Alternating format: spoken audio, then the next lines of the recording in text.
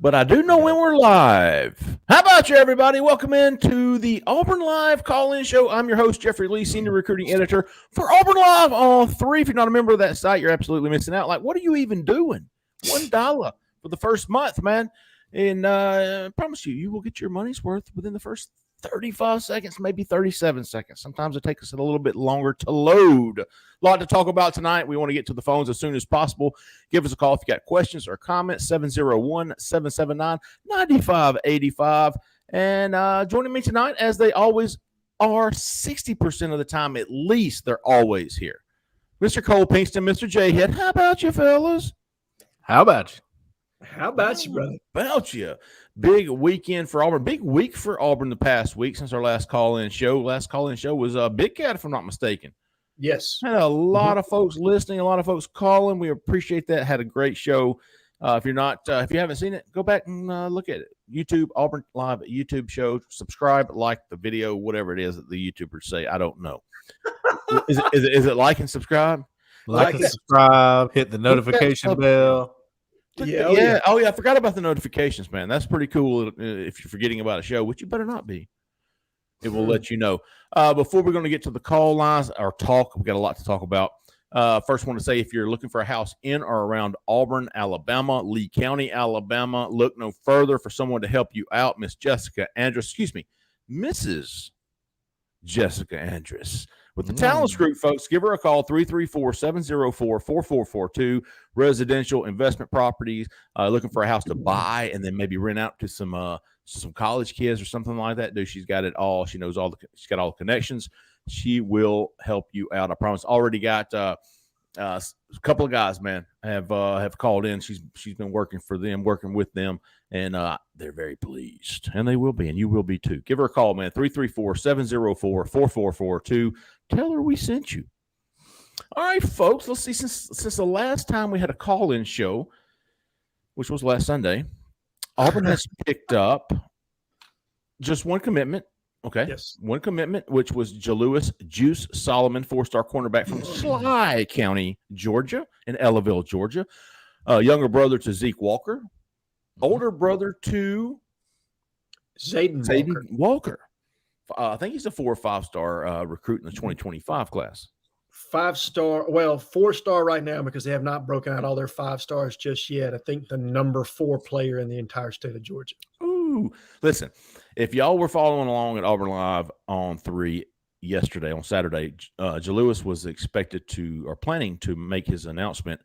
Let me just give you a rundown of my day. Cole was involved in this, and I just want everybody to know what a day in the life of Jeffrey Lee was on Saturday, August the 5th. Okay, had my yearly golf outing with my high school buddies in Birmingham. Traveled to Birmingham, so we're teeing off at 9:00. Jalewis Solomon was going to South Carolina for as long as I can remember. Mm-hmm. Auburn definitely made a play. Don't get me wrong. For Big Cat, he was there for Big Cat. Auburn made a play. Not enough. Saturday morning, I get up, I check with Solomon, my dude with Solomon's camp. Before we tee off, hey man, because it's at 3:00. No, man, that was a done deal. South Carolina. He was like, "Here you go. Here's the graphic. We're gonna use." Okay, cool. Done deal. See ya. Play the first 7 or 8. I lost about 12 balls. Finally, I just started driving folks around. I was scorekeeper,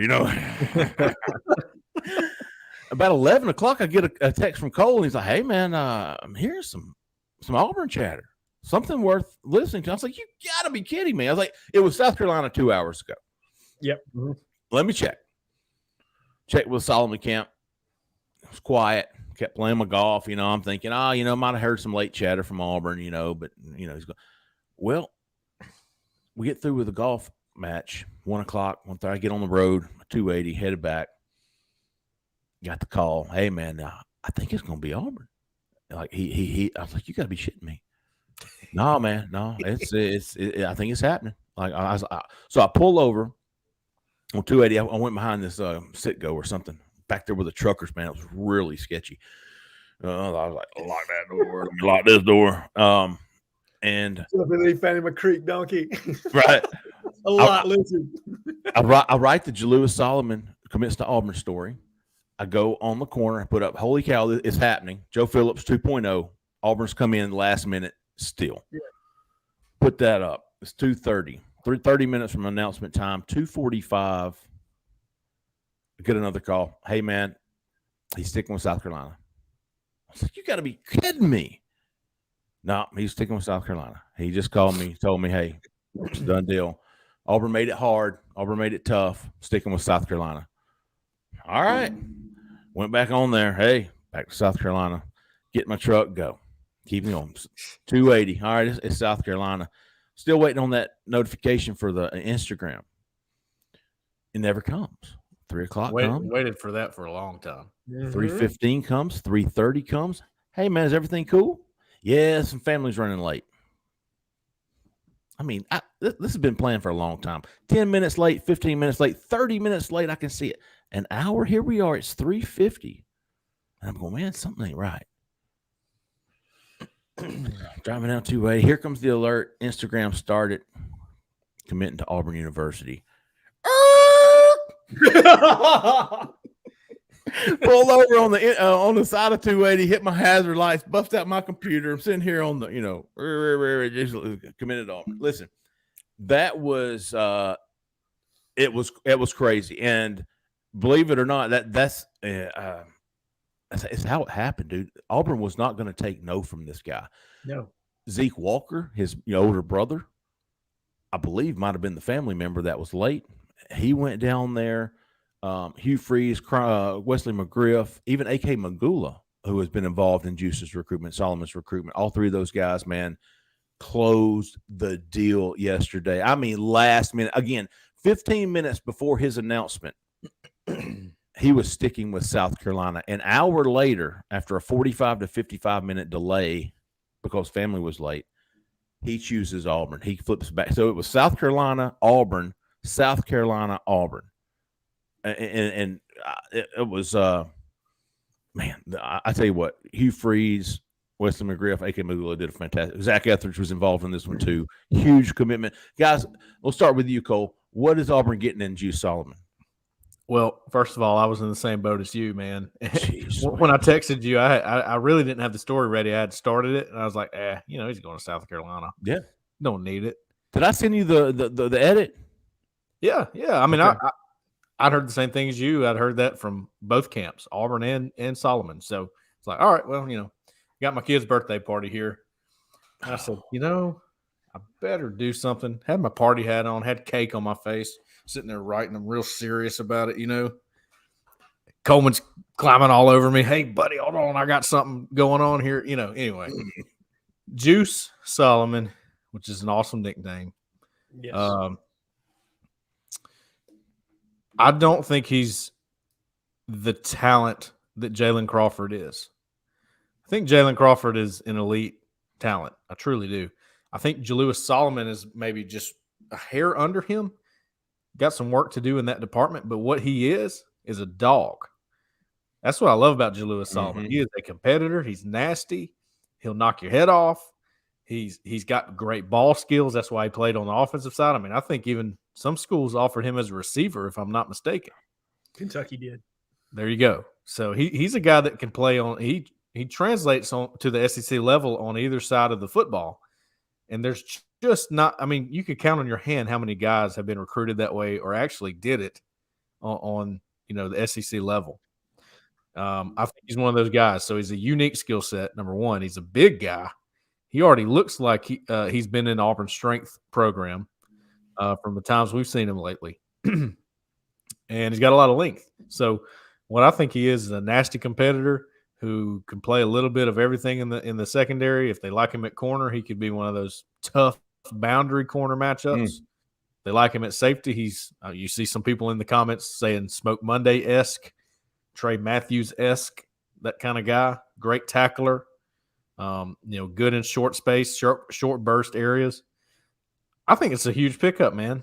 And it's not a, you want to say it's a consolation prize to not getting KJ Bolden on Saturday, but to me, I was going, okay, even if Auburn does get KJ Bolden, I really hate that they might not get Jalewis Solomon. You need that one. That's an Auburn fit if I've seen one. Jhead, you like Jalewis? Love Jalewis Solomon. Everything Cole just said, you can see it on tape. I think McGriff saw him. To be honest, let's talk about kind of when his recruitment picked up from Auburn's end, because it really wasn't until they were recruiting him, but they didn't jump him hard until about June when they saw him live in action. Yes, that's right. And he had probably the best performance in the Auburn summer camp series. Really, really showed out. They thought he had the hips to play on the outside at corner. They really did. They liked his speed, his length, the toughness that Cole talked about. All those traits, his ball skills, translate over to a boundary corner. And I think that's where they see him right now. They also think he's tough enough and will fill out physically enough to play inside at the star/nickel position in Ron Roberts' defense as well. So he's multi-talented from that standpoint.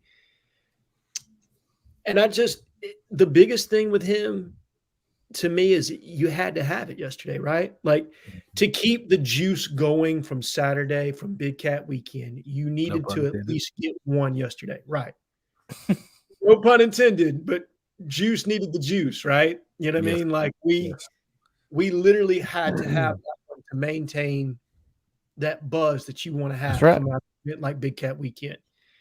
And he's a great player. And I think we all knew last Friday night going into Solomon's commitment that Auburn was not done. They were going to go in hard on him.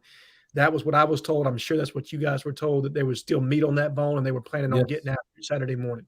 Yes. Now, when I didn't see a Jeffrey Lee update first thing in the morning or anything in our text, I was like, well, they probably just struck out. And then you saw okay, he's in, okay, he's out, okay, he's in again. Dude, I cut the grass and came back and it had changed 3 times. Yeah. But just essential, big, necessary, whatever you want to call it, landing Jalewis Solomon for this class to maintain that buzz and gain a quality player. And I don't think we can quite call it a signature win, but it was a damn good win. And this staff loves I hear you. I mean, they love this kid. They think it's a signature win. Real quick, Jhead, on that note, I think it was a lot about I think perception matters. I think it really matters to the staff and Hugh Freeze. So I think there's some of that. There's some of that playing with it, knowing, okay, we're going into today, probably not going to get Bolden. Let's make sure we get Solomon. But at the same time, don't forget that Wesley McGriff, Coach Crime Dog, that's a guy that's been with Hugh Freeze a couple times. And if he says he wants somebody, Hugh Freeze will go, let's go get him. He doesn't question it. He's not going to go, he's going to go, okay, I got you. Here we go. Let's go. Jhead, I thought you hit it on the head, man. Public perception is just as important, in recruiting as it was. Auburn gets DeMarcus Riddick, they get Perry Thompson, Malcolm Simmons, and then 7 days later, after the biggest recruiting event of the season, and you go 0 for 2, and you kind of lose some of that mo. And Auburn Hugh Freeze understands that and was like, that's not happening. We're going to do whatever it takes to get Jalewis. And listen, it was calls and texts and FaceTimes with him all day Saturday. They were not going to take no for an answer.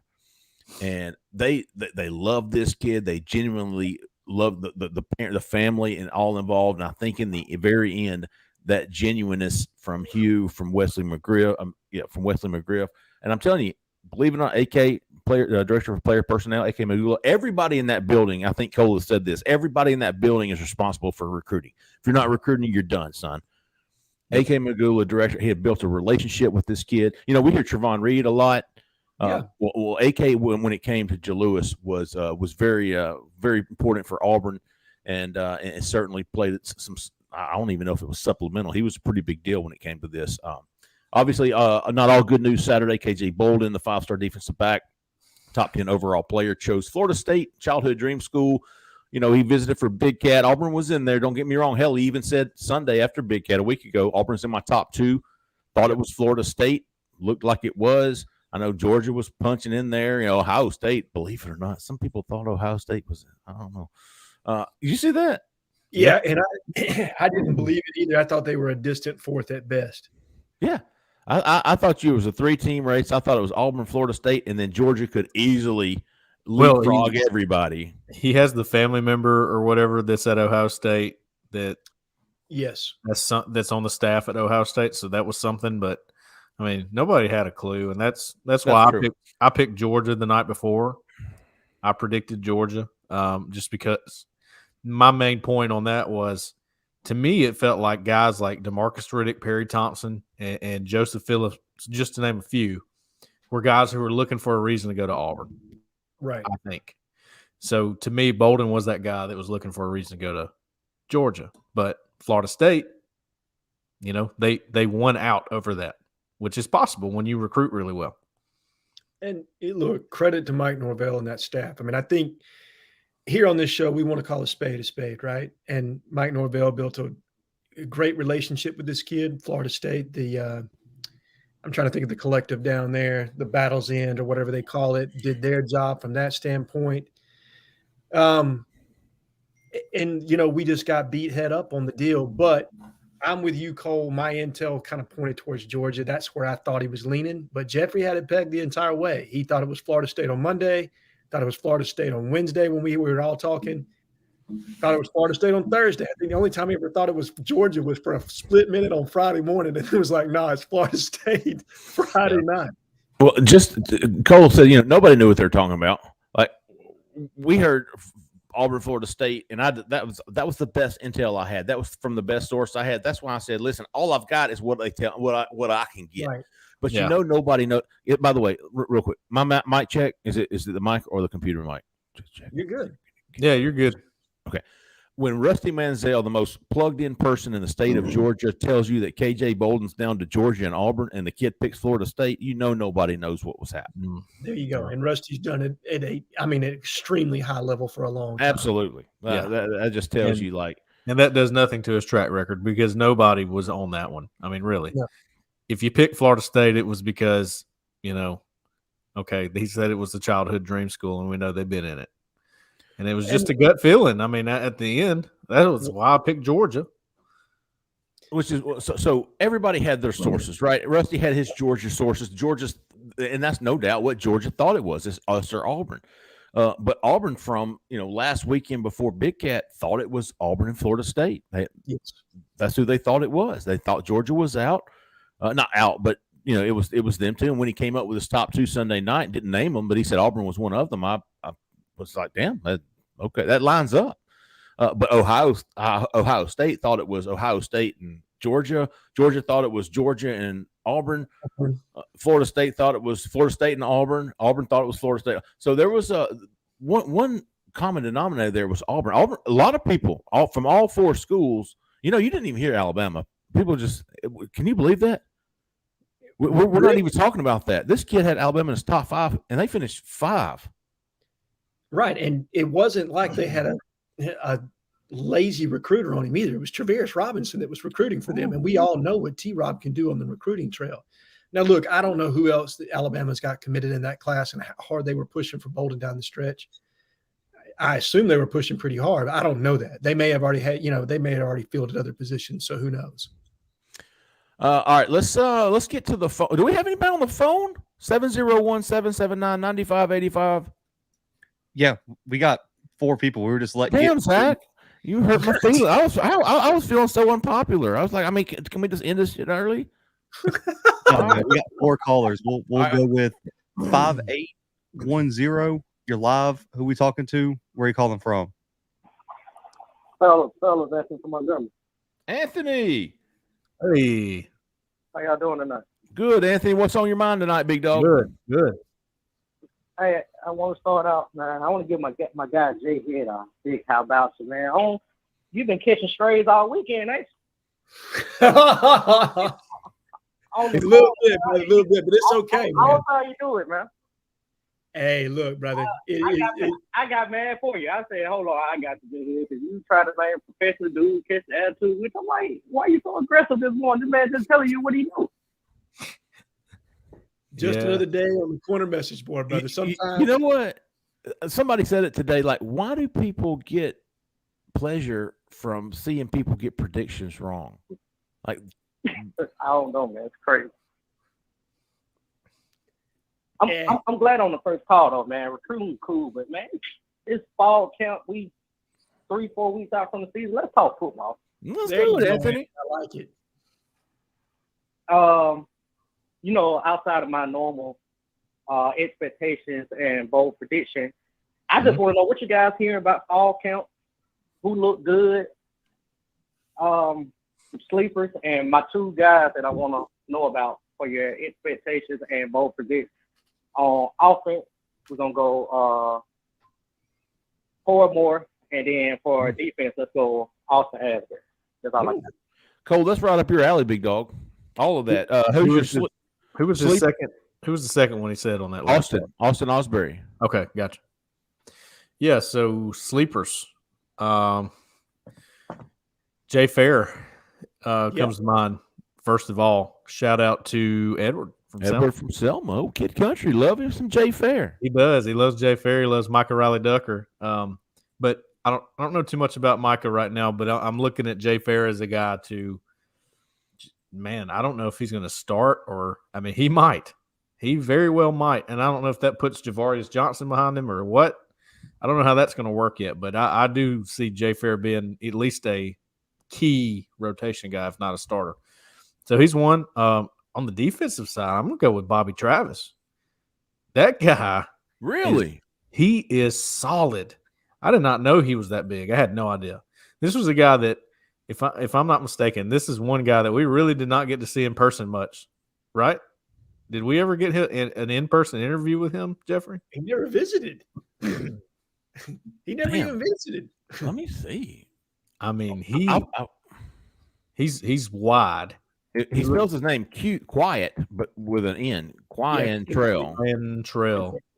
And it's Jamison Travis is what it says on the back of his jersey. But anyway, that guy, he looks the part. Let's see, who else? Of course, I like Deron Reed, DJ Reed. That's a guy on the defensive line. Love Jalen McLeod. Oh, my goodness, he's twitchy. Really? You know who is also very twitchy? A little bit small, but everything he does is very jittery and quick, and I like that. That's Champ Anthony, the JUCO corner transfer. He's working at corner. I found that interesting. So just those are the ones that come off the top of my head. And y'all want to go into the next question? Y'all want to go for that before I keep going here? The Corey Moore and Austin Osbury question. Yeah, hit him real quick. We'll hit him real quick, and we'll go to the next caller. Good stuff, Anthony. Those are two tough ones, though. That's why I'm thinking like Corey Moore. I almost think the expectation for him is where does he fit in right now? That's my question. He's fitting into the slot, is what I was told. I mean, I think they've got a plethora of outside guys now, and Coy's moved predominantly in the slot, but he's been injured, right? Like, I don't think injured, maybe like he can play, but I think they're taking it slow with him, letting him come back at his own pace. Right. But with the with the fall camp that Caleb Burton is said to be having to this point. Yeah. Jay Fair is having at this point. What Javarius Johnson can do. I don't know where Coy's place is, and he's a good polished receiver in his own right. I mean, that's going to be a really good battle to see who those two slot receivers are going to be. Yeah. I've heard a lot of good things about Caleb Burton, dude. I heard he might be the damn best guy out there. I mean, don't get me wrong. Camden, trying to think who else was it, but Camden Brown was in tier 1. Yeah. Caleb Burton was in tier 1. Shane Hooks was in tier 1. Yes. Hey, is Anthony still on here? No. Damn it. Anthony, go to the chat and tell me our question tonight. I forgot to ask. The blinds in your bedroom specifically, or in your bathroom too, you little freak. Do you put them up? Listen, if everybody doesn't do their blinds this way, I'm going to be shocked. Like, I really don't know if this is a debate, but I'm curious. Everybody has the blinds turned so that all the sun goes up, right? Like, you don't close your blinds down. I do. I do too. Oh my God, are you serious? Listen. We have the what are they called? I had to go to Home Depot to go. Y'all got rich people blinds, dude. I got them old. Well, that was on the rich list. I got the wood blinds too. You got to turn them down. You can't turn them up. You are kidding me. So like, if I could come in there and look down at you, right? Yeah. You're a little voyeur, aren't you? You too, Cole. I feel like all three of you put your blinds down. when you turn them up, it's like it puts a sunspot on your ceiling. Mhm. Yes. Am I wrong? I mean, Yeah, it's better than your eyes. I'd rather it be down though because it closes up better. I feel like. Yeah, they close tighter. Like it lets less light in when you turn them down, especially if they're like the wood blinds. Yes, I'm Here's, with you. here's the better question, with you. Jeffrey. Have you been on the losing end of every single one of these so far?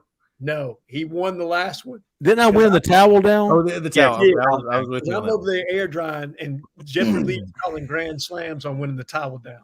I was there on that one. There was another vote today. Our neighbor Mike Smith. He's an undercover CIA.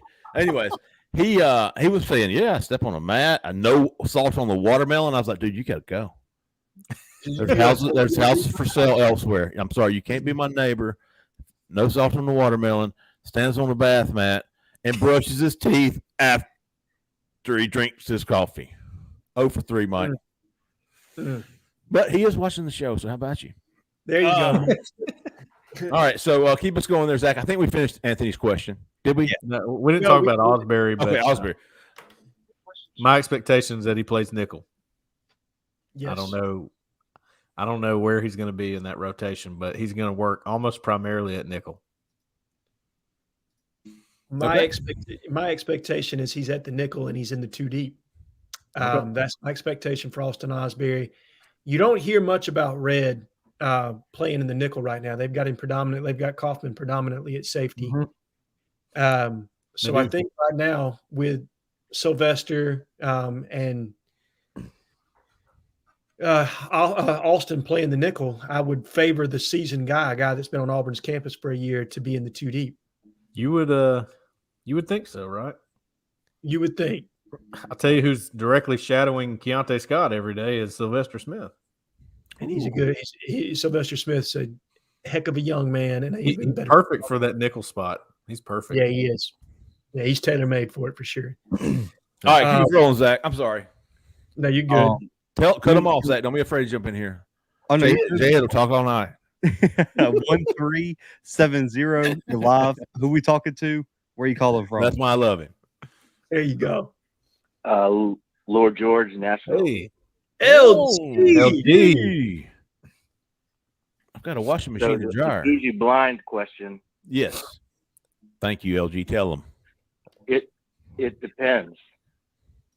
If it's in the winter, you point them down, so then the sun warms up the floor, and then in the summer I tilt them up.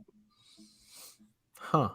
So It warms up the floor. I don't know what that makes me, but Cut this guy off, Zach. Hang this thing up. Dude, you warm up the floor? What are you living in? Igloo or something? I salt my watermelons. Oh, that's all that matters. All right, he's good. He's good. Let's continue. You can Man, I appreciate the behind the scenes stories on that was hilarious, man. Just to know what you guys go through, a little peek. You and Cole and everyone else. But man, what a difference a year makes. Oh yeah, wow. Well, hell, what a difference 6 months makes. In that regard, I forget where we are with commits, and then we were playing that game last summer of like how many we'll get by the time first game kicks and stuff. And then I was wondering what, if anything, is done with KJ Bolden. Like, do they keep pursuing him? Does he let the season play out and see like, hey, Keldrick Fox playing as a freshman and making an impact? Maybe that influences some commits down the road. So anyway. All right, LG, appreciate you, big dog. I will say Auburn has gotten to the point where they've got 15 commitments right now. It's ranked number 15 in the country last I checked. So we're past the how many commits will Auburn have on August and how many commits. Dude, now it's like, how many more commits can Auburn take in this class? They're at 15. Dude, 10 more? 25? How many are you going to lose? Now you're looking at it as a basketball class, right? How many people are leaving from the 85? Yep. How many scholarships are you going to have available? It's basically the question you're answering now. and how much are you saving for the portal? That's Yeah. You have to leave room. Yep. So I think 23 is going to be the number. I think that's so only 8 more, maybe Yeah. 10. I think 8 to 10 max, right? Like 10 is your high end, because I think they're planning from this point moving forward. I mean, there are a couple 3 stars that I think we've got our eyes on right now. Dimitri Nicholas, definitely on the defensive line. I think that's a guy that can find his way into this class. There's a couple of offensive linemen that are 3 stars that Auburn is going to take a swing at, because those are developmental pieces. But most of these guys, I'd say 8 of these guys, they're big dogs, man. These Time are to get serious. Exactly. They're not looking at bringing in, Johnny come lately, had a great senior season, sleeper type. They're going after high end, high caliber blue chip players. I'm wondering if the offensive line class will be fairly small this year. You think about how many Auburn signed this past class. I mean, when I say small, I'm talking about 3 to 4. Yeah. I think it's going to be that. And I think Cole said this, and I'm going to echo it. The offensive line class as a whole is not where it was last cycle. It's just not for whatever the reason. And I think for that number alone, they're going to keep it at 3 to 4, and you're only losing 4 graduating seniors. I think they'd like to replace those 4 with high school guys, and the attrition that you have on the offensive line moving forward, you replace those pieces in the transfer portal. That's kind of my understanding of where they are from a recruiting standpoint. As far as KJ Bolden is concerned, I did some snooping today. I feel fairly certain that ship has sailed. Don't get me wrong. I don't think Auburn's going to lay down, but it's going to be very tough to get him. It's going to be very tough. Again, let me put it this way. Cole and I have predictions in for Cam Coleman to commit / sign to Auburn. It's sign Auburn now because he damn sure didn't commit. I feel better about Cam Coleman being in this class than I do KJ Bolden. Yeah, I think I agree with that. And I feel like Keith Niebuhr back in February or March, whenever he put his prediction in, I just feel like he's going to end up here. That's Cam Coleman. I really do. Well, I think there's probably a spot for him if he wanted it. I don't think it would be closed up. Well, here's the thing with Auburn's three wide receiver commitments: Perry Thompson, Bryce Kane, Malcolm Simmons. Really, only 2 are true. I mean, Bryce Kane's pretty raw, but he's a wide receiver. Yes. Malcolm Simmons can play anywhere, dude. He's an all-star on either. Chet Simmons loves Malcolm Simmons. No relation. Loves him wherever he wants to play. Thinks he's fantastic. I think that's why Auburn 3 has him as a 4-star guy, and I think most others. Rivals has him as a 4-star. The other 2 have him as a high 3. So really, Auburn has 2 true wide receiver commitments, and probably you're still on Nikar, still on Cam Coleman. There's probably another guy or 2 out there that they're still on. So be curious to see what happens there. But as I said, KJ Bolden, I think there's a lot of work to take over there. Hell, Jhead and Cole like UGA. If anybody was going to flip him, it might be UGA. Yeah, I think so. I think so too. I think it's time to turn, and I posted as such. It's time to turn to Saquon Patterson. And look, from very early on, one of the absolute best sources that I had told me, hey, they're going to take a stab at KJ Bolden. They're going to go all out for it. But the guy I think they have the best shot at is Saquon Patterson. That's a difference maker in that secondary. He's announcing soon, right? He's announcing soon, but the caveat to him is, and Cole talked about this, he's committing because the school wants him to commit, not necessarily because he's ready. And I do think Auburn is squarely in his top group, which consists of Miami, Auburn, and Michigan. I think that is the top 3 for him. Does he want to play all the way in Ann Arbor, Michigan? That gets hella cold come November, December, man. That's a different state. That's a different life for a kid from South Florida. Do his parents want him to stay in the Miami area? You know what I mean? There are certain parents that want their kids to get away from home. Look, I will stay on this. I think that Saquon Patterson finds his way into this class some way, somehow. I think that's the guy that they're going to turn to, and that's the guy they're going to try to lock up. Yeah, I agree. Good stuff, Zach. Keep us going, big dog. 5960. You're live. Who we talking to? Where are you calling from? It's the kid. What's going on, fellas? Look at it. Coming straight from the pit. Edward. I fooled you. I told you I was gonna take a week or two off, but I just couldn't stay away, man. Yeah, you couldn't help it. You couldn't help it. It's appointment TV. Homecoming, when he told me to shout out for Jay Fair, I said, well, I guess that's my sign. I need to go ahead and call. There you go. What's on your mind tonight, big dog? Man, I just been thinking, man. From some things I heard, I ain't gonna talk too much about it. Mr. Holden may still be the best quarterback on the roster. I thought about you the other day, or it might have been yesterday, when I was hearing good things about Holden.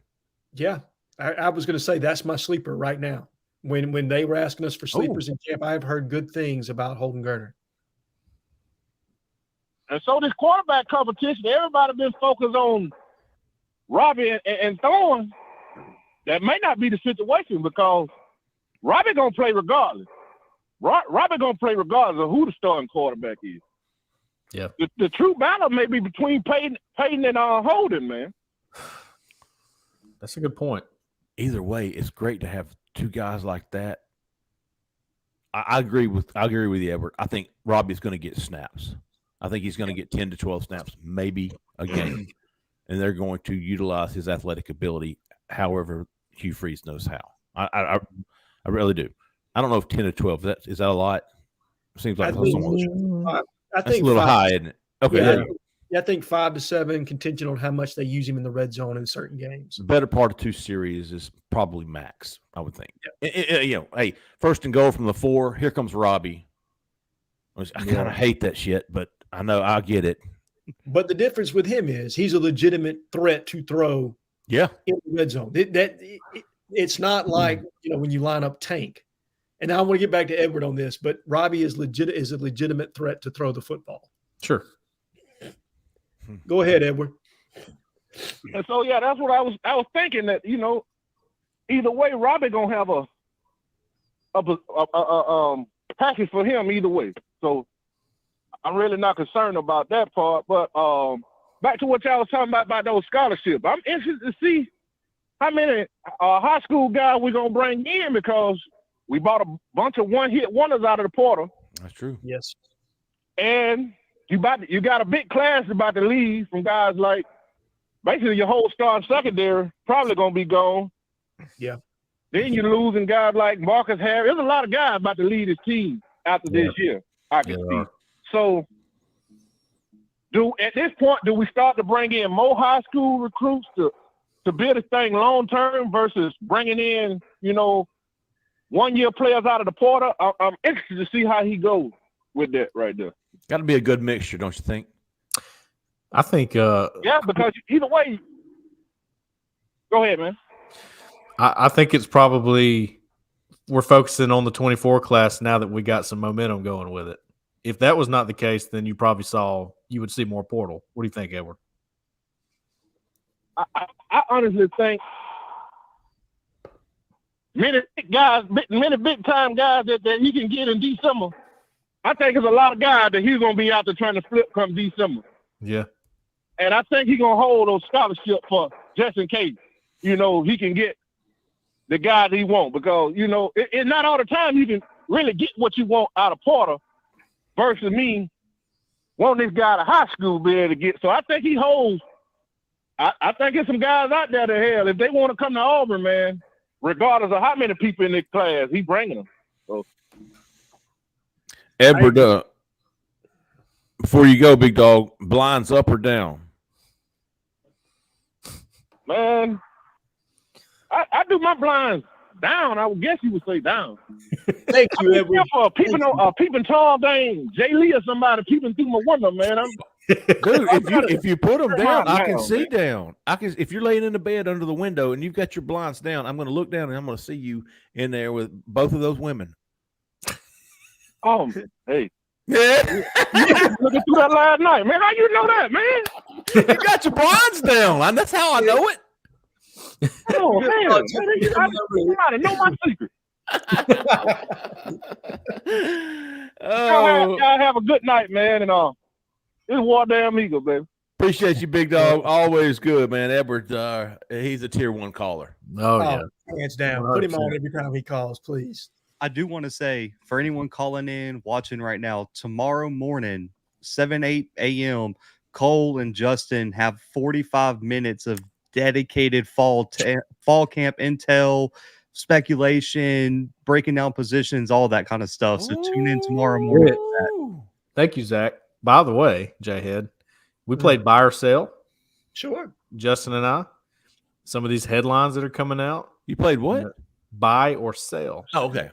So basically, there's a lot of headlines out there. One of them being Holden Gerner, one being Sylvester Smith. We're seeing him, be right there with Keontae Scott. The buy or sell headline is: are you buying or selling? Is he going to be the backup to Keontae Scott? So I won't tell you the answer to that. We covered it. Yep. Jay Fair was a part of buy or sell as well. Jay Fair was a part of buy or sell. I'm going to go ahead and tell y'all as big a fan as Cole is of Sylvester. I know that's a buy guaranteed. Now, he doesn't need to say a thing right now. Wow. Doesn't need to say a thing. Tune in to see. Oh, what you got for us, Zach? 2457. You're live. Who we talking to? Where are you calling from? How about you? Gentlemen, this is Sky Underwood. I'm back from vacation. I'm in Leeds, Alabama. I hope y'all are good. How about you, Sky? Welcome back, big dog. Yeah, back from the beach. Yeah, brother.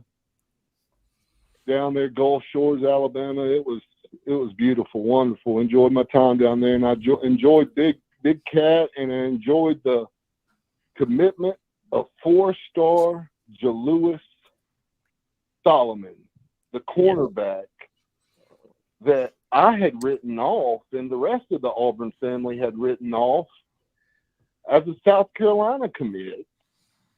Yep. And in the 11th hour, Auburn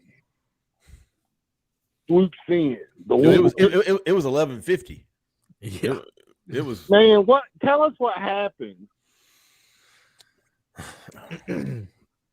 I know from my I was very fortunate. Listen, sometimes look, some commitments I have no idea what's going on. I mean, I've got an idea, but this one I had a good ends on both camps. I had good ends with Auburn. I had good ends with Jalewis, and it was truly. I think I sent Cole a timeline. It was, South Carolina at 9 a.m. It was Auburn at 11 a.m. It was Auburn at 2:30 p.m. It was South Carolina at 2:45 p.m. And then it was Auburn at 4 p.m. It went back and forth 4 different times. And sometimes, Scott, I don't know if you were on the board or not, sometimes being too close, the only thing that I didn't get ahead of time was the commitment, right? But yeah, the family was running late. I was like, man, I was actually posting. Somebody had asked me about that. Jeffrey, do you think this is buying more time for Hugh Freeze? I said, absolutely. It's almost a little sus. It was very sus. And I'm going, dude, they just flipped. And then when he committed, I was like, they knew at 2:40. Auburn knew at 2:45 that it was South Carolina. Yeah. And an hour, so and then the family was late, and within the next hour, they changed his mind, and he committed to Auburn. I'd never seen such a flip flop in a 2-hour span. It was again 2:30. Let me think about this. 2:30 it was Auburn. Pulled over, write my story. 2:45 it was South Carolina. 3 o'clock or 4 o'clock it was Auburn. It was crazy. But I'm telling you, man, Hugh Freeze and Crime and AK Magula, Zach Etheridge, man, they were not going to take no. They were not going to take no. They didn't. Jeffrey, have you ever seen a recruitment like that? Nope.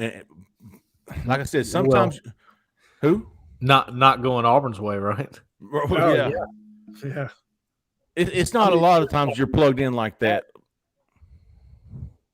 Like the minute before hours before going back and forth. No. That And it's probably happened. I just didn't know about it. Yeah. right. And typically, listen, these commitments, dude, if you don't think the school, they're treating this as signing day. Like, why would you not say, hey, man, that's cool. We'll get him in December. Like, dude, I don't care who you're committing to today. We're going to sign you. No. Right. And that has been it's been treated that way by other coaching staffs in the past, right? It's like, nah, we're not going to worry about it. Right. We're not gonna... Yeah. I don't care who he commits to. Yeah. Hugh Freeze knows what the headlines say, That's and right. he wants to make sure that buzz maintains that positivity. And realistically, yeah, they wanted him on the commit list. They want this kid in the boat. But I think they didn't want a negative headline to read Auburn goes 0 for 2 on Saturday, leading into what could be potentially a big week for Auburn with DeAndre Carter and TJ Lindsey relatively close to making commitments. I like that. Scott, Auburn knew what was going to happen with KJ, so they. I think they got it. Yeah, I think they had an idea that. And I wrote, I think it was Friday night. Man, Auburn thought they were top 2, but they never thought they were the number 1. My people didn't. So it was. There was a lot of buzz. Don't get me wrong. But my people at Auburn just never thought they were number 1 with KJ, and I think by Saturday it was we're not going 0 for 2. Yeah. Hey guys, this is the last question. I'll get out of your hair. Fans Jeffrey. Dude, what? You knew it was coming, baby. Hey, what about the biggest dog of all, man? Well, there's 2. The biggest dog of all, like, it seems like this dude's supposed to be committing at any minute now. Like, we're thinking DeAndre Carter, and it's like, is it still dated that, like, he could pull the trigger at any time now? Also, Kamarion Franklin, touch on him. I'll hang up. Thank y'all, guys. Appreciate you, Sky. Hit us in the comments, up or down on your blinds, big dog. Cole, DeAndre Carter, hearing anything? Well, no. I've still heard good things about Auburn here. But at the same time, we have to take caution here because of what just happened with Jalewis Solomon, right? And I think if there were another team in Carter's recruitment that would do something like, or that would try to get in this, I think it would be Texas. Yeah. And we know the success that they've had with offensive line recruiting. Obviously, they want to play in that offense too with Sarkisian. So a lot of things there about, Texas that would scare you if you're Auburn trying to get this guy. But at the same time, even though we do need to caution about that kind of thing, I'm still hearing good things about Auburn going into this week, and I think there could be a resolution at least before we get to Friday. Yes, up. Thank you, Sky. Okay. So someone in the chat put, in terms of recruitments, like when you guys were talking about, is there another recruitment? They put Cyrus Kwanjo. Yeah, I was. I think someone said George. Someone said George Pickens, even though that went the other way, obviously. Yeah, Cyrus Kwanjo makes sense. No, that does make sense. Yeah. Now he committed to Auburn, signed with Alabama, did he not? Yeah, he fainted on stage right after he committed, and then signed with Alabama shortly thereafter. Damn, my face is red. You're going to need to turn that blue light on, brother. But no, those are both big ones because, well, all right, I will say this. I don't think George Pickens flip-flopped. I think he waited to the absolute last second to basically, flip to Georgia. Like, he knew what he was going to do. That was really premeditated. Yeah, he knew for a while, definitely. Yeah. Seemed to. Obviously, we're all hearing something. Go ahead, Jhead. Yeah, move to Cam Franklin. Yeah, I think Jalewis Solomon was a legitimate, like, I'm torn on what I'm going to do. As far as Cam Franklin, I think just from what we've been talking to, listen, I will say 3 weeks ago, somebody very close to Cam Franklin, very close to his recruitment was like, dude, it's Miami, Tennessee. And And it's those two schools right now. And I was like, dude, I'm telling you, man, Hugh Freeze wants this cat. Jeremy Garrett wants this cat. Mhm. And I'm just telling you. And Cam showed up before the dead period. That guy called me and said, dude, Auburn's legit in here. Auburn is legit. And a commitment might come maybe late August, maybe early September. And listen, if I were to put it in somebody, I would not bet against Hugh Freeze with Cam Franklin. Mississippi guys have a way of sticking together, right? You know what I mean? Hugh Freeze is a Mississippi guy. Cam Franklin's a Mississippi guy. Jeremy Garrett's Mississippi. They understand each other. That's true. They know where you're from. I think it would be very easy for Cam Franklin to find his way to Auburn. And I think if Jeremy Garrett pulls that one, you can say now with landing Franklin and Falk in the previous class, Jeremy Garrett you could argue he's as good a recruiter as Josh Aldridge right now. You know what I mean? As good a young recruiter transcending from the G5 level to the P5 level. You can make an argument for JG if he pulls that one off. I honestly believe.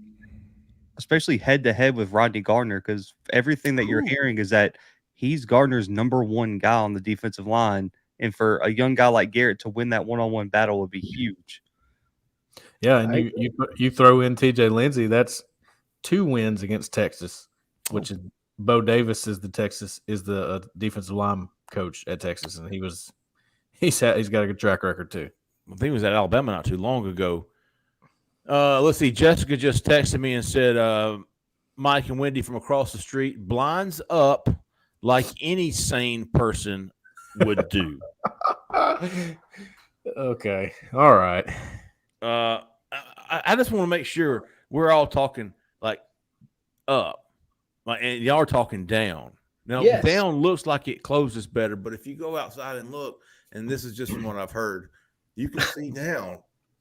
Like I could see Edward in them last night. It's a bigger issue for me that people sleep under a window. Like my bed is like completely away from the window. Like I don't sleep underneath the window, so it might be. Us poor people don't have a choice, big dog. Hang on. I'm fixing this. Let me see the blinds, Cole. Cole's going to check it right now, but I guarantee you there's some coyote somewhere that saw Jeffrey Lee back in the 90s on Auburn's campus. Yeah, let me see it, Cole. Oh, he's taking his whole computer. Oh, I know. Oh, no. Please turn those. I cannot even look at that. Turn those blinds up, big dog.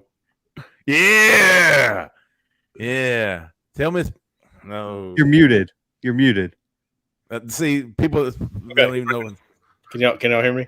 Yes, Yeah. please turn those lines up. It's down. I get it. Can you see? You kind of got the. Yeah. I got you. I'm with you there. All right, let's go up. I'm drawing up plays on the board here.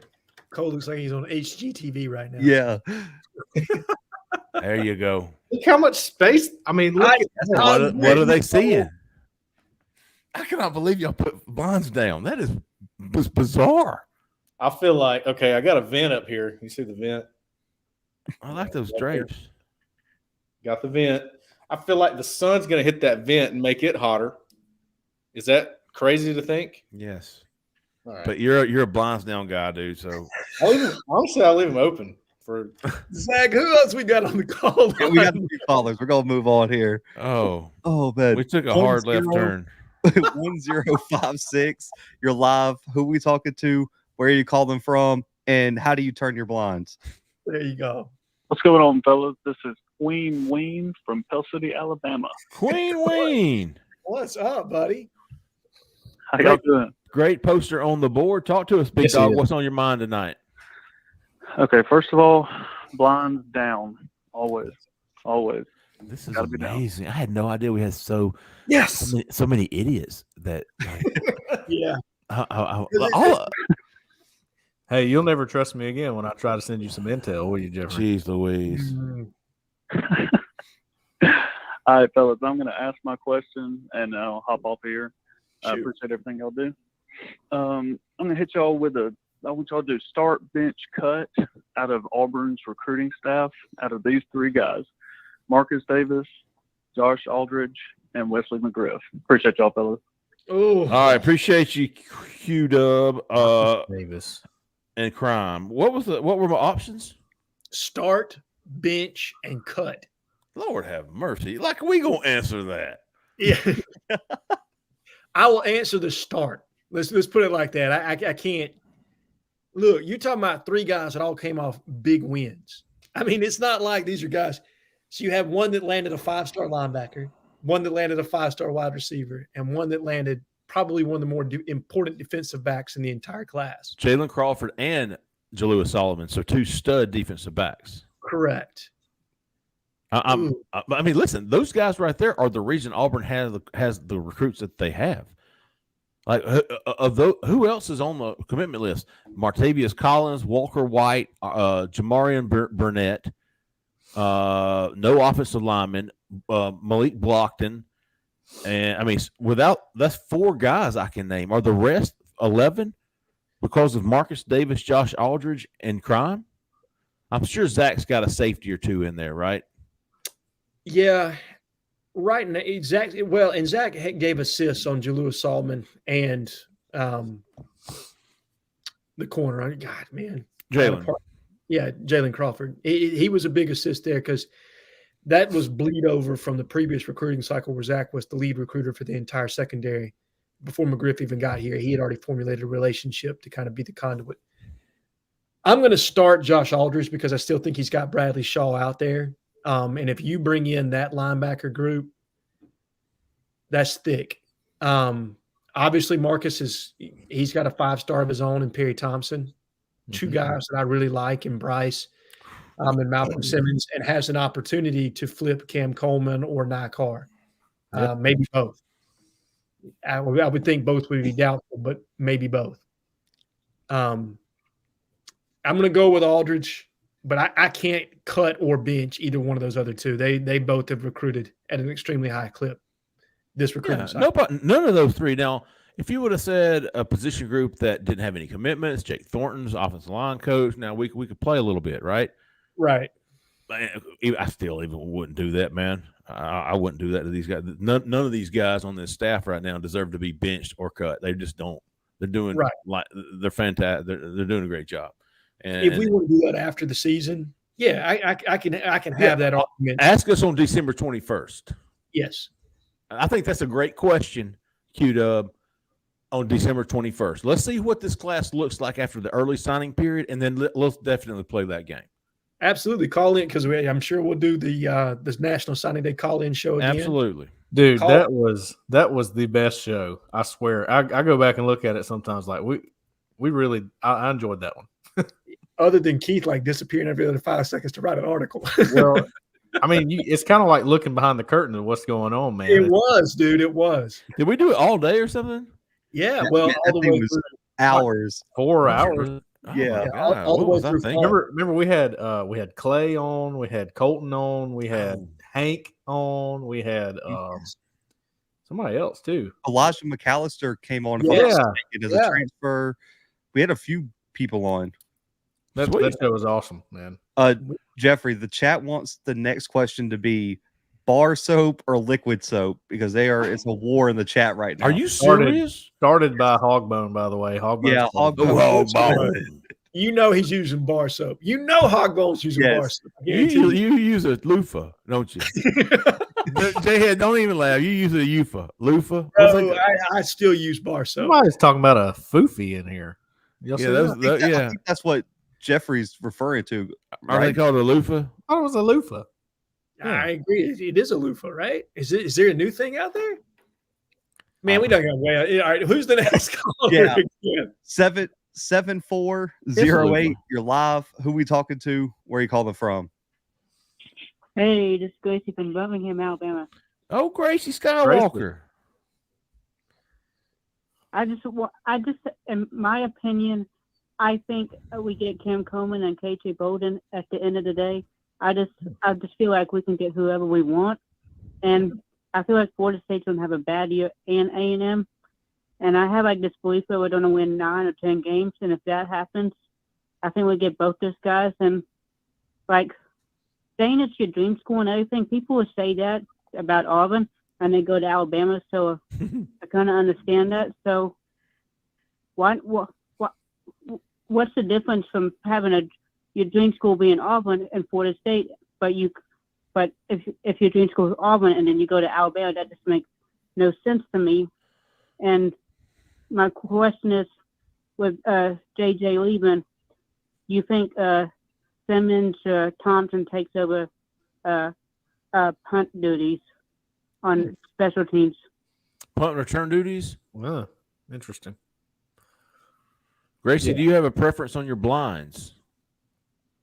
I keep them. I keep them closed just to keep my allergies intact. Okay. Open or closed? Gracie's are closed. There you go. I like it, Gracie. Hey, appreciate it, Gracie. Appreciate your call. Appreciate you listening. Punt and return duties. Who's leaving? Keontae Scott, right? Yes. You got Caleb Burton back there. You got Javarius Johnson is who she said there. Yeah, So. and I think technically Keontae has another year to play, but I think we all anticipate he may be turning pro after this season if he has the kind of year that we think he'll have. Do we think Batee takes over that this year, given that he's an All-American return specialist? Is he a kick return guy or He's both? He can do both. Okay. Can he He do is both? on the I just wrote a story about it. He's on the Paul Hornung, however you say his name, watch list, which is most versatile player because he's a good running back. He had 1,000 yards and he was like all-purpose yards leader in South Florida history last year, I think. Yes. Okay. Good stuff, Gracie. We appreciate you. I'm going to say it's still Keontae as the punt returner this season, just because of the turf toe situation with our running back. But maybe by the end of the year, he's a guy that's taken over full time in that category in both kick and punt return. Probably Batee and Caleb Burton are two guys. Burton for sure. Burton was a killer returner in high school. Yeah, he was. 4741. You're live. Who we talking to? Where are you calling from? How's it going? It's Sam 11 from Waynesboro, Mississippi.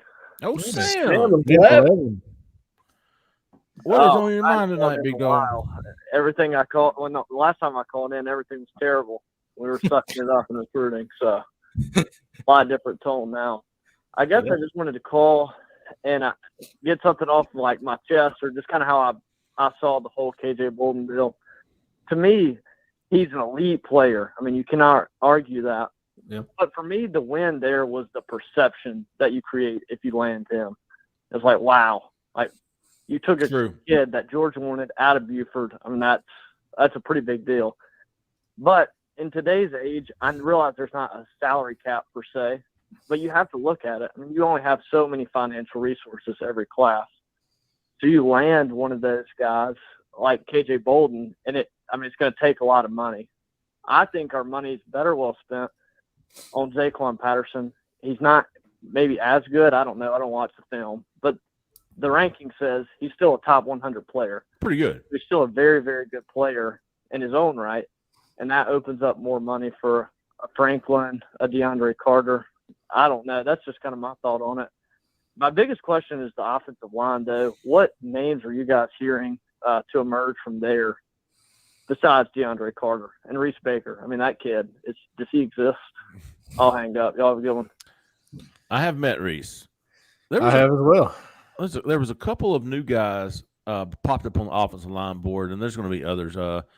TJ Lockhart visited for Big Cat. He's a 3-star guy from Mississippi who's committed to Mississippi State. He was at Big Cat. TJ Lockhart. Jude Foster is committed to Ole Miss, and Auburn just offered him, I think, about 2 weeks ago. He's another guy to be tracking. But those are the 4 guys I've got on the hot board. I don't know of any others. Don't get me wrong now. This question was asked a lot today on the corner.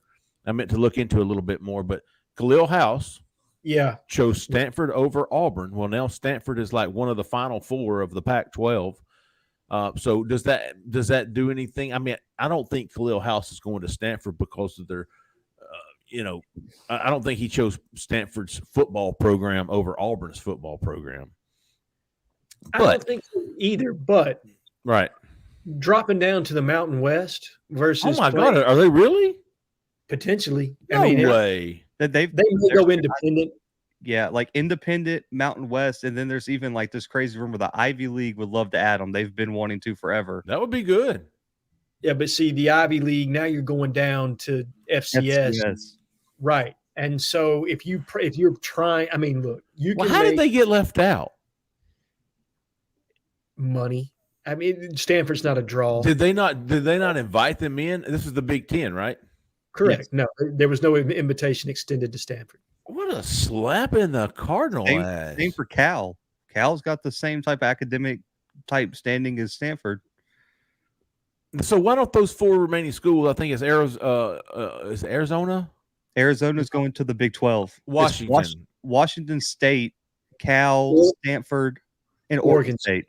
Yeah, Oregon State. Yeah, those are kind of the leftovers, right? Yes, those are the leftovers of what was the Pac-12, which is now the Pac-4. And like Zach said, I mean, I don't think anybody's determined what's going to happen. I think most people think Stanford's going to probably try to go independent, but there is the potential for a merger with the Mountain West, as well as bringing SMU in, something like that. And then there's the option to drop down to FCS, like Zach talked about, and either play in the Big Sky Conference out that way and or be a part of the Ivy League. So who knows what's going to happen. But that could, I mean, if I'm – and Cole, I want you to jump in here because I know you got some thoughts. If I'm wanting to play at the highest level, if I'm thinking about the NFL at all, and look, Stanford's still Stanford, and it's a wonderful education. But if I'm a true competitor, I'm not going down out of P5 football. Like I'm not going to the FCS level or even to the Group of 5. Do you think this was the first step? Let's say 15 or 20 years from now, you've got a North and a South. It's just like the NFL. You've got 2 major conferences geographically placed, and you've got a 16-team playoff, and it's the same model as the NFL, except North and South is SEC, Big Ten. You think this is the first step of that? You might be on something there. Because that's the end result. Yes. Does anybody deny that? That's where everything's headed, right? No, I mean, because they're trying to restructure the playoffs now too, in terms of like where it's going to 12 teams. They want to restructure the auto bids and at large bids. So what I've always said is going to happen is you're going to have the Big 2 or maybe Big 3 if the Big 12 can find a way to survive, because the ACC is going to be eaten alive here soon. The Group of 5's pretty much going to be FCS, and they're going to be locked out of the playoffs. And you're really just, like you said, going to have that NFL model, whether it's a Power 2 or a Power 3. Yeah.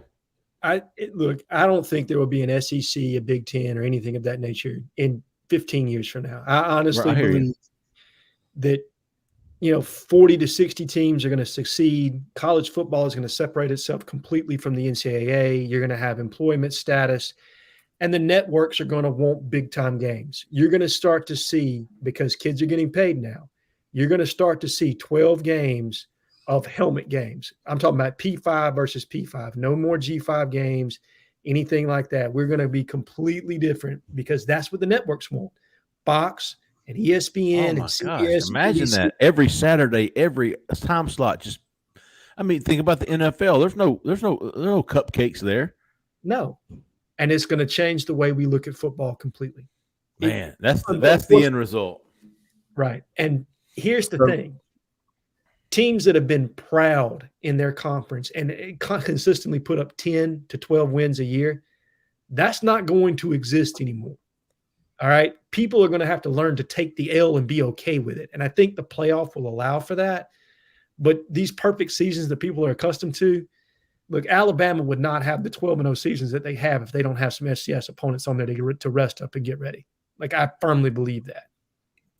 You're going to see the scholarship go up to 120 because you're going to need 4 deep at every position to play a schedule like you're talking about.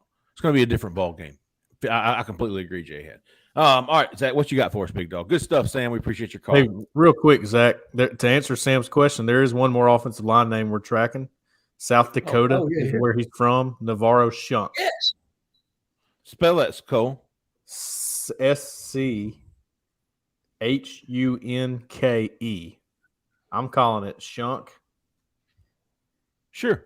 I don't think it's skunk. I ate too many cheeseburgers. I'm a little chunky. And I have yet to watch his tape, Cole. Have you gotten into it yet on what he looks like? Yeah, I saw some camp clips. Dude is he understands leverage. Once again, this is a state champion wrestler. What's his name? First name? Navarro. Is that pulling something up? Navarro, like Navarro College? Yep. Navarro. Navarro. I don't see him on the X. He's what is? I see him. Oh, Auburn offered a couple of days ago. I missed that. Navarro S74. Yep, on Twitter. Been trying to get in touch with him. He's his DMs aren't on Twitter, so we're having to take some other routes. But that is a guy that I think is somebody to watch too. What's his name on Twitter? It's on X now, guys. Come on. Whatever it is. Navarro S74. Yep. That's your big dog. All right, Zach, keep us going, man. 4003. You're live. Who we talking to? Where you calling from? Gentlemen, this is Carter Malton from Brookhaven. How are y'all doing? Oh, Carter. Bama Bride lover. Hey, she wanted to damn near kick my ass out of the house last weekend after I got so excited. I bet she did, brother. Oh. Hey, I've got one comp for y'all. I want to get y'all take on it. So I've seen the wars. I've been to maybe 118 home games in a row. So I've seen the ups and the downs of this offensive line, and y'all know I love the hog mollies. What do y'all think of the comp to from Ben Grubbs to DeAndre Carter? Ooh, I don't know, because they're both about the same height, and both of them seem to create a hell of a force in the interior of that line. I think the difference for me is the athleticism. Ben was a defensive lineman that transitioned over and increased his size and mass. It's hard for me to project DeAndre right now to being what Ben turned into, but he's a heck of an interior player, that's for sure, and definitely somebody that is going to be a people mover on the interior, in my opinion. I know we're recruiting him as a swing guy that could play inside, could play out. I 100% see him at guard at the next level. That's kind of where I see him pegged at. Okay. Do y'all think that if we push hard for DeAndre and get him in the boat in this next week, that might light a fire under Reese Baker's rear end to hurry up and get in the class, or do y'all think that they're starting to lose interest as the weeks goes on in him? I don't know if lose interest is the right way to put it.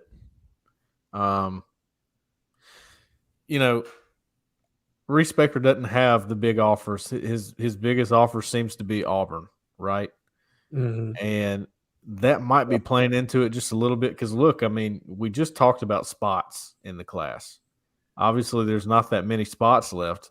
You're over halfway, we think, right? Is that right, Jhead, you think? Yeah, I think we're let's see, you add 10 more, you got 25, right? So that would be too many, we think, or right at the limit. Yeah, that's your max. Obviously, you got to have some more offensive linemen, but if a guy who's, waiting around for offers or maybe hoping that he gets some more exposure, how long do you stay on that? I don't know. I don't really know the entire situation here. They very well could wait on him and say, we think you're that good. We do. We think you're worth the wait. It's possible. But reading the tea leaves and seeing how the situation's gone, I just don't know if they're going to do that.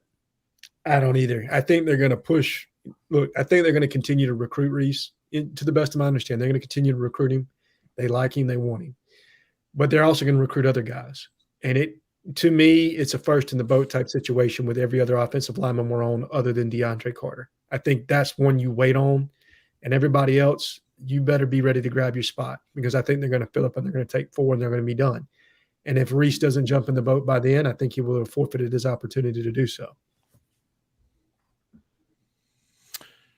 All right, Carter. Hey, last question. I wanted to see if y'all have any update on the intel concerning Bradley Shaw and Wyatt Simmons, and just see if y'all think we're still right there for Bradley, because I really like him. And by the way, I put the blinds down, Jeffrey. Hey, no, that's not it, dude. What is going on, dude? I cannot believe this. I mean, you did marry Alabama, so I understand you. You're a little backwards. Good stuff, Carter. Appreciate you call, big dog. Cole, War Eagle. Appreciate you, buddy. War Eagle, brother. Cole, Bradley Shaw, Carter, Willie Simmons, Wyatt Simmons. You're thinking of Willie Riddick. That's who you were thinking of. Miss Willie. Because she's got the fire of a linebacker. There you go. Why? I don't know much about Wyatt Simmons these days. I don't hear his name anymore, to be completely honest. Thinking about putting in a pick for him to go to maybe Arkansas or Clemson, maybe, but I'm leaning towards Arkansas. Bradley, here's the thing about Bradley Shaw. I think Auburn is the leader. And that's just my guess from talking to him. I ride up to Hoover every once in a while and go see him because you ain't going to get him on the phone. I don't think even coaches are able to get him on the phone sometimes. And that's just the kind of guy he is, and there ain't nothing wrong with that at all. And I can't really get him to talk when I'm there. I have to kind of rely on what I'm hearing with him. And what I'm hearing is that he's high on Auburn and Auburn's high on him. Do I think that they're blowing up his phone every 5 minutes, kind of like they have been? I hear you. Maybe along the way with DeMarcus Riddick, Perry Thompson, these guys. I don't know about that. I'm not sure that's happening. But when they get him on campus, it's everything. Hey, you're our guy, you know. So what I'm trying to say here is I don't know if he's the top kind of guy they want to get in this class right now, but they want him. I think that's going to be an Auburn-Clemson battle. I know he said not too long ago to Jason Caldwell that he thought Alabama and Auburn, or that Bradley Shaw had told him that Alabama and Auburn were the two schools he wanted to see in the fall. My gut is that Clemson's going to push for him. They need linebackers in that class. I think they're going to push, and it's going to be an Auburn versus Clemson battle. On Wyatt Simmons, I think Arkansas has got some confidence there. And that's one I think T. Will wants to win and needs to win, if we're being completely honest. Good stuff, Carter. Appreciate your call, buddy. Zach, what you got? 9413. You're live. Who we talking to? Where you calling from? This is Stan from Cleveland, Ohio. Hey, is it Stan? Hey, buddy, just to let you guys know, Stan. the blinds go up because Thank it you. gives the room ambiance. The light filters across the room. Bounce, you go, wow. Jeffrey Lee's the only one that knows that. Jeffrey and Stan are the only two cultures. The beach is that way. Yeah. The second thing is Alabama fans use bar soap because they smile when they drop it in the shower. Ooh.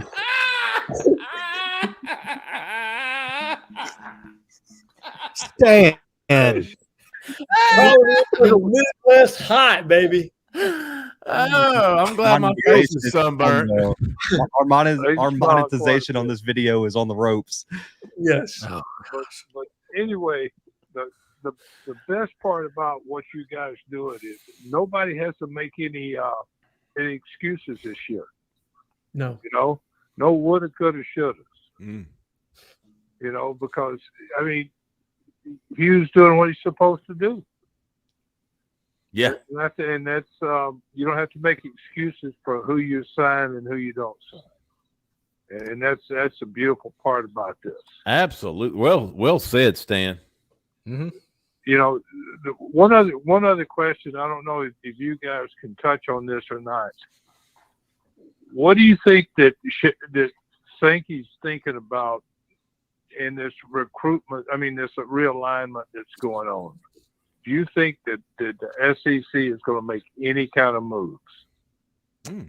Jhead? Zach? Not emphatic.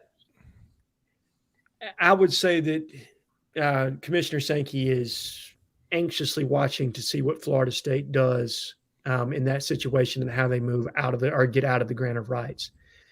To me, that's the linchpin in all this. If Florida State is unsuccessful in getting out of their grant of rights, then the SEC is going to sit pat because there's no school out west that they truly want to add or brings value to the league. And I think what people do need to understand is there's a finite amount of money sometimes. So if you don't bring more juice to the conference, like adding an SMU would not add more juice to the conference, right? Or a TCU. It needs to be a moneymaker or somebody that's in an area where we don't have regional eyeballs, like a UNC or a Virginia, NC State, something like that, to really get the SEC's appetite going. Because right now everybody's getting 1/16 of the pie. For you to move to 1/18 of the pie, there needs to be some extra fat layered in there somewhat. So yes, I think the SEC is very interested to see what happens with the ACC. I think they've got their eye on at least 2 to 4 schools that they'd love to add if these schools are able to get out of the grant of rights. But that situation hasn't played itself out just yet. I think August 15th, that deadline is the schools and the ACC have to notify the conference office by then if they're going to get out or try to get out of the conference moving into next season. So that's a date to watch.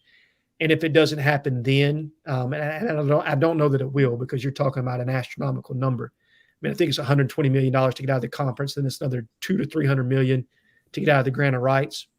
So you're talking about a very nasty, messy lawsuit that would ensue shortly thereafter. So if Florida State doesn't make the move this time, you can expect in a year from now, it's coming. Clemson and Florida State both went out of that league. They're realizing that they are in a deficit because the SEC teams are making about $65 million a year.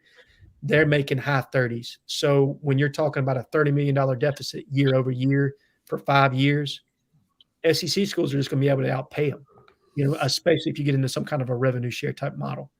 So it is right now in Clemson and Florida State's best interest, North Carolina, Virginia, all those schools, to figure out a way to either renegotiate their TV deal if ESPN will flex at all, or to get the hell out of that conference as quickly as they possibly can. Stan, good stuff, big dog. Appreciate your call. Fantastic insight right there. Does that keep us going, big dog? 6848. You're live. Who we talking to? Where are you calling from? Hey, this is Bryce from Beulah checking in. There he is. Yeah, it's been a couple of weeks, man. The Air Force has had me tied up. I had to go TDY some time, so I've been listening, but I ain't had a chance to call in. Bryce will tell you how to put them blinds. They're up, and I just want to tell you for no other reason than because that's how my wife does it. So I don't mess with the blinds, so I ain't asked her what's the scheme behind it, but they're up. She don't want anybody looking in. That's probably the best answer, honestly. I guess. Yeah. Happy life, brother. Hey, so I got 2 quick questions, and then I'll get off the horn. But first, I want to tell you guys I just did the auto renewal, I think on Friday, for going into my 3rd year with On3, man. So sticking with you guys. I love it, man. It's been great. Thank you, Bryce. Appreciate that. It means a lot to us, man. Absolutely. Yeah, so first one, now, Jay Lee, I know at the other place, your previous employer, I think you guys all kind of rotated on the road games and stuff like that. Are you guys doing any of that? Or because, I was stationed out at Travis Air Force Base for about a decade. So I'm going out for the Cal game, bringing the family out there, seeing some friends and all that. So I didn't know if any of you guys were making the trip, or is that just on Justin?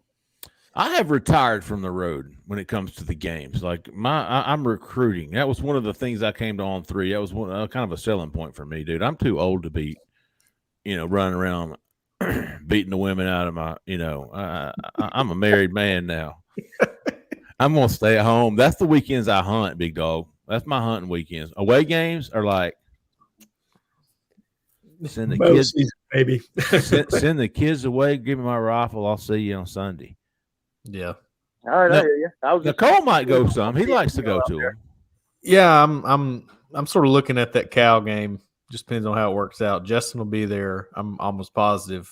I'll probably hit an away game this year. I'm sort of our swing guy, recruiting and football. So MVP.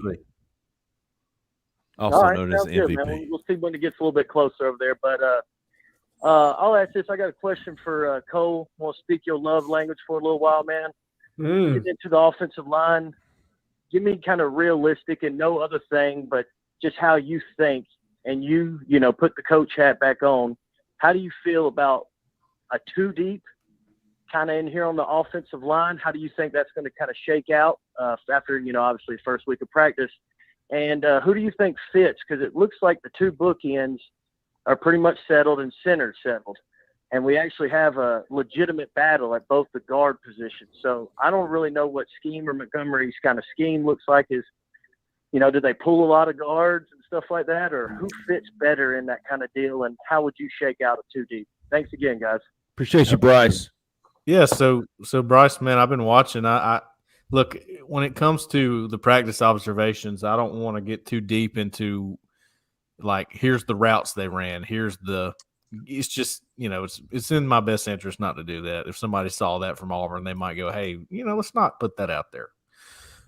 But watching them, they got a lot of different run schemes, man. They worked on all the zones, inside, outside, wide zone, mid zone. But then they have all the gap scheme stuff, power G, counter with your guard and tackle pulling. They have a dart play, and that's something that Philip Montgomery did a lot at Tulsa, and he specifically did it with Dylan Wade. They made sure Dylan Wade was going to be the puller on that dart play, and it's a tackle pull play. It's just the tackle. It's like a counter, but no guard pull. Anyway, that's why you got Dylan Wade at a tackle when he could be a guard, because he's sort of built like a guard. Doesn't really matter in this offense. Just be athletic. That's all they care about. We want you to be athletic. Y'all got something going on. I'm sorry. I turned over to the chat, and C-Web was they're debating wash rag, right? Wash rag, or just, I guess, do people just use the soap? Like, and Corey Weber said wash rag on the booty only. I will say this though, Bryce. They were making fun of him because we just finished our 2-year anniversary for Auburn Live on 3, but he signed up on August the 1st, 2021. He signed up on August the 1st, 2022, and now he signed up for his 3rd year. Yeah, year 3. He started year 3. Booty holes. As always, making fun of his math ain't making right. I see you, big dog. I got you, Bryce. There you go. Oh, Sky was saying that his math ain't mathing. 3-2-2-7. You're live. Who we talking to? Where are you calling from? Hey guys, it's University of Auburn in Nashville. Okay. Hey, what's up, buddy? First off, big dog, Jay Lee, blinds up, man. Blinds are always up. That's what I'm talking about. I think we're about at a draw now. Yeah, it's close. Second off, can someone explain Stan's joke? Because I don't get it. Well, that's not a bad thing. Yeah.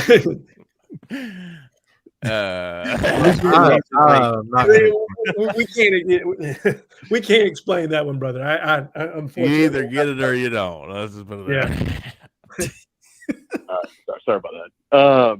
You good, man. A couple things here. I've been following recruiting since 2008, 2007 season, and man, it feels good to be recruiting at a high level again. Not only at a high level, with a staff that appreciates and just knows how to do it. I mean, the fact that, we're getting so fired up about these guys that are flipping the last minute, that we have a head coach that knows how to close the deal. I mean, you guys know it better than I do, but I don't remember the last time that we felt that confident going into something like that in this type of environment. And that's exciting to see. That's refreshing. Gives me hope that, okay, so, Auburn fans, we live and die by every game. But I think some of those who are more realistic can know that, hey, we have some expectations this year of winning some games. But the fact that we have something built in a pipeline towards the future, with knowing that there's a coaching staff that appreciates recruiting, is something that, as a fan, is hope that we haven't had in a long time. I'll stop right there and just get your thoughts before I move on to the next question. I think. Go ahead. I agree. I'm thinking about DeMarcus Riddick having confidence going into something like, to be able to flip a Georgia kid over Alabama, to flip a 5-star in-state wide receiver from Alabama, and there was confidence leaning into both of those. That's a big change. Mm-hmm. to be in the top 2 for KJ Bolden. Yeah. You know, Jeffrey, real quick. Flip Joe Phillips from Georgia last minute. Do you think the confidence in the DeMarcus Riddick and Perry Thompson and Jhead, Zach, y'all jump in here. Do you think that came from just recent history? Hey, I mean, Auburn thinks they got him, but I mean, you know, whatever. Do you think that's what that came from? The confidence over there? Because Auburn, it seemed like Auburn had these guys for a good while. Looking back on it. And we know they did. Yeah, our intel going back to June was that they were in, I mean, that Auburn felt good. Mm-hmm. And instead of running that, we were all very cautious about how we reported things because of the history, you know, and how things have played themselves out. So absolutely. And look, speaking from the fan perspective, I mean, I think this fan base, to be honest, the last few years has been kind of numb, right? Like to even when you would, you know, when it was a 5-star recruitment, like, oh, well, we didn't get it, you know, and then you see the hope. Freeze has reset expectations amongst the fan base because, all right, landing Perry Thompson, landing DeMarcus Riddick, people were expecting to land KJ Bolden. Like, I don't know if you watched. There was confidence on the board. Even when we were saying, like, hey, guys, we're not necessarily hearing that, they were like, nah, man, we're getting him. Like, you know what I mean? Like, and people were angry like the night before when it seemed like we were trying to kind of let people know, like, hey, we really don't feel good about this. You know what I mean? Because the expectation is Auburn's going to close now. Now that shifted. And one of my favorite lines is nothing sells, you know, hope and despair in the same day like recruiting. And that's true because you stole that from me. I sure did. Because you saw the morning time people were angry like about KJ Bolden, and then the second that Solomon was in the boat, I mean, or it was even a thought that we were going to get Juice, that attitude just flipped right then and there, and you saw that euphoria come back across the corner. So, absolutely, the resetting of expectations has been much needed, and it truly has breathed hope back into a fan base that was largely lethargic. And listen. The getting DeMarcus Riddick and Perry Thompson made me, you know, y'all know what I was hearing last week. Yeah. My concern was, am I getting sandbagged here? Right. You know what I mean? Because I kind of, you know, I'm hearing all the Auburn chatter too. My people are saying no. But am I getting sandbagged? Right. Do they just not want me to go live with this just yet? Like what's going on here? Do they want to make this big dramatic flip?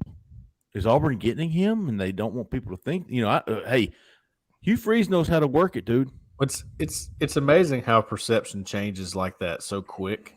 Because y'all probably remember me saying on the show, I think it was 2 weeks ago, that the things that I heard about KJ Bolden were too good to be true. Yes, it felt like it was too good for it to be true, right? For Auburn's sake. I think somebody in the comments, you know, our comments are going crazy tonight, but somewhere up there was like, well, Cole was right that it was too good to be true, in fact. And I think some of that has to do with just because of how hot Auburn is right now. Yes. Made you wonder, didn't it? Sure it did. Well, which one of you guys posted, like, let's take a break and let's see if this post-visit high wears off? Because that could be contributing to how high it really seemed. And then it was like, it became Monday, then Tuesday, then Wednesday. And when that high started to wear off, the information you guys were pushing out there got less and less and less optimistic. It seemed like, at least from my I think that's fair. Yeah, I think it did too. My thing that I was saying is that was exactly what the visit high was important in this recruitment. How long does the visit high stay? When does it wear off? I personally think the visit high wears off either that Tuesday or Wednesday the following week, just in general. So the thing I was saying is if Auburn is still being mentioned pretty heavily after that visit high wears off, then yes, they're in it. And they were to an extent, but not as much. So I knew that was he was coming down a little bit from that. So and you know what? Again, that it was the reason I left KJ Bolden as 50-50 on my Friday hot board. Because I knew what I was hearing. Yeah. And I believed it, but I wasn't all in on that. Like I was not going to put it past Hugh Freeze. I was not going to put it. Right? Yeah. Now, I thought Jalewis Solomon was done. I thought that was done. You had your shot. That's over with. You're moving on to KJ. Right. But I thought KJ was I wasn't going to put it past Hugh Freeze, and he got Auburn in the top 2 for a guy that didn't have Auburn in the top 10 2 months ago. Correct. I mean, and that's when you're talking about, and we're talking about heavy hitters too, guys. I mean, like Alabama, Georgia, Florida State, Ohio State. Teams, 3 of those compete for a national championship every year for the last 4 years. Florida State's an ascending program, and like I disagree with Gracie Skywalker just a little bit. I think Florida State's going to have a hell of a year this year. I think they're going to contend for the ACC championship, and they may give LSU everything they want in that opening game. I mean, I think that's going to be a really, really good game. So I don't see Florida State tailing off. I think they're on the rise right now. 10 wins or more. Yeah, I agree. Also, they're not in the SEC either. So no. Their upward trajectory probably moves a little bit faster because the schedule is just – it's not bad. Auburn's got a lot of talent to keep up to catch up with Georgia and Alabama and everybody, LSU, Florida State. Who are they catching up to? Clemson. I mean, it begs the question. Does Clemson have all that success if they're in the SEC all these past years? You don't know because they're not. So you can't say. It's impossible to say. But I would think that if a team's trying to get a turnaround going, obviously schedule is a big part of that, right? Yes, it is. Is Nashville still with us? No. Okay. Hell, good stuff in Nashville. Got us talking, big dog. One more? Final caller. All right, let's do it. 9485. You're live. Who we talking to? Where are you calling from? Hey, guys. It's David from Kings Mountain. Okay. Jhead, the blinds are up, my friend. Hell yeah, they are. Life's in charge. Bryce stole my thunder there, but the blinds stay up. That was the tiebreaker. Yeah. So hear me out on this. I heard you guys talk a few weeks ago about maybe a strategy, and I think this is playing out. The playmakers in this class, the quarterback, Thompson, Riddick, Franklin, Crawford, Carter, Bolden, and Phillips were priorities, and we're still in the ballgame for a lot of those guys that aren't already in the boat. And I think the class will top out at 18 or 19 high school kids because they're going to prioritize some money to go hard in the portal for O-line and D-line. So tell me what you think. Jhead? My number's a little higher than that. I honestly think, given the targets that are on the board and who I know that we're close to closing right now, I think 23 is probably the number. And I still think that gives you 10 to 12 spots in the portal for natural attrition that you're going to have after the season, plus what you're expecting to lose currently. I do think that they want to make sure that they're as close to even, if not more tilted to high school recruiting as they possibly can. I think it's incredibly hard to build culture through the portal. Incredibly hard. I think high school kids are typically a little quicker to buy in. And then it's just, you can mold them so much easier than you can. And it makes your roster a little bit more cohesive. But you took 22 high school kids last year, or 21 high school kids last year. Then they're going to try to take about 23 this year, which is about half of your roster. And then the rest of it will be made up of portal and whatever else is left over. I'd say a minimum of 20. I really don't believe the number of the class goes below 20. Yeah. But it could go higher than that. But I see what you're saying there, and I actually agree that to an extent, if you don't end up getting, 3 to 4, 4 to 5 offensive linemen, you might take Carter and say, okay, that was probably the best we could do in the high school class, and then maybe a Reese Baker or somebody else that we've named here recently. 2. Let's just say you end up with 2. Well, that's gonna bring that number down to 20. I think the total number 20 would be the minimum. I'm saying if you went minimum on offensive line from high school. Yeah. Okay. I think you get to 25 if you somehow find a second running back or a second tight end. I think that's how you get to 25. Well, Well, you also have Jhead, the fact that you have Perry Thompson, Joe Phillips, Riddick, Crawford. You know, these guys that were these top tier guys that you're going to spend a lot of resources on. Sure. They're in your class now. You're still recruiting them like they're not, but it also gives you the luxury to go, all right, well, we can really focus on getting offensive linemen to visit. Yeah. For games. Yeah. Guys that maybe you think that Auburn was out for. You could get some guys there and see what happens. Yeah. And I think the drive is on to get as many commitments before the season as they can. I honestly believe that. I mean, I think we're going to try to add 3 to 4 more guys before this season starts because they want the board narrowed to the point, like you said, Cole, that they can be very selective about who they're bringing in on game weekends so that they're targeting specific areas they've got to have down the stretch. And then you can start using spots as an advantage. Hey, I got 2 spots left. Don't mess around. Don't mess around. You better get it. Good stuff there. David from Kings Mountain. Is that it, Zach? Yep. Call lines are down. Someone sent this to me. Our guy Eli double O on the board started a poll. Yeah. He started a poll on the board for our nightly question. Okay. We got 40 votes for blinds up, 52 votes for blinds down on the board right now. Yes. Yes. Boom, yes. Good job, corner. That's unbelievable. Look, I thought this was going to be unanimous. That's how sure I was that everybody has their blinds up. I mean, I honestly, I was like, what other question can we ask? Because everybody's going to say up, you idiot. Where's Jessica on this? I done told you. She said, of course I have them up like any sane person would. Okay. All right. I just added. I mean, we actually agree on this one. All right. So we'll have to think of another one for next week. I know the washcloth thing, again, I think that's unanimous, right? I had no idea people didn't use a washcloth, except from Leonard Washington on Chappelle Show. White folks don't use washcloths. That's what he found out on swapping partners or something. Apparently, the bar soap and the liquid soap was a big debate in the chat. I thought that should have been unanimous too, but I'm a bar soap with a washcloth. I mean, I mix in some shower gel every now and again, man, but usually it's bar soap. I'm both. I do both. I use shampoo, conditioner. Sometimes it's what you got, bro.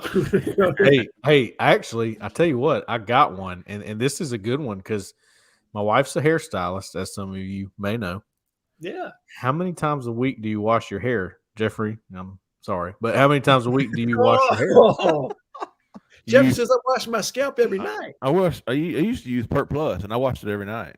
Because I mean, some people only wash it 2 or 3 times a week. If you want that oily look. I think that's more girls though than dudes. I'm gonna be honest with you. I don't do it every night. I'm gonna be honest with you. Really? Sure don't.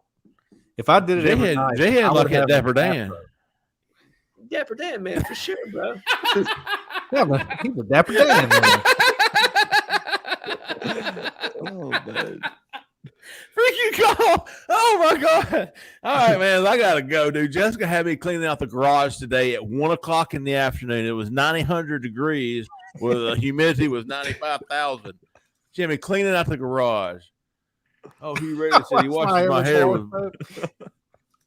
Yeah. Brother, Hogbone, I can't help you, man. Yeah, I don't know. We'll have to end it there, man. I got to go get some rest. Dude, I played golf in that sun yesterday. I've been cleaning out the garage in the sun today. I'm done, son. I am ready to go to bed. And it's only 8:15. I feel like I could have went 30 minutes ago. Are we good? You want to hit some questions? Are we good? Called up in the chat. We got a few if y'all have time to hit them, but I mean, let's do 3 real quick. 3, one each. Yep. No, all right, hang on. Let's see. I'll make sure we get some decent ones. Let's see. This will be a good one because I know a lot of people probably don't know all the rules about the dead period. Okay, this is a good one. I'll take this one. Teresa, does recruiting dead period, which is from August until the beginning of the end of the August, does it mean they can't visit or can't have phone calls? It only means that they can't have on-campus contact. The coaches can recruit. They can call them. They can do everything. They just can't have in-person contact with the recruit. So if they can't go to their school, the kid can't come to no visits. Either way, no in-person contact. I'll throw this one. This will be a good one for Cole because the scrimmage is this weekend. Josh wanted to know how in depth should they look at the quarterback rotation? I just don't think it's worth looking into that much yet. I really don't. You're going to see different guys in different spots, and that goes for every position battle. Look, I know some of these media outlets come out and say he was the starter today. Nobody knows that yet, guys. It's drills. We watch drills, okay? We watch them stretch. All right? I'm just being honest. That's what we get to see. So I'm not calling anybody a starter yet. I call it a perceived starter, or he was perceived to be in the first group. He took the first snap of the day. That doesn't necessarily mean anything.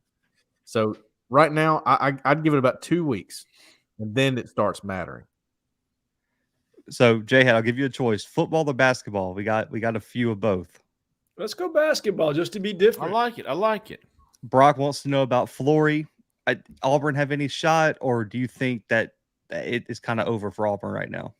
I'm going to default to Jay Lee on that because he knows DeFlory been doing a recruitment better than I do. That's for sure. I really haven't pulsed in there that well. I'm not expecting Auburn to get Flory right now. I'll check again, but I'm not expecting Auburn to get Flory.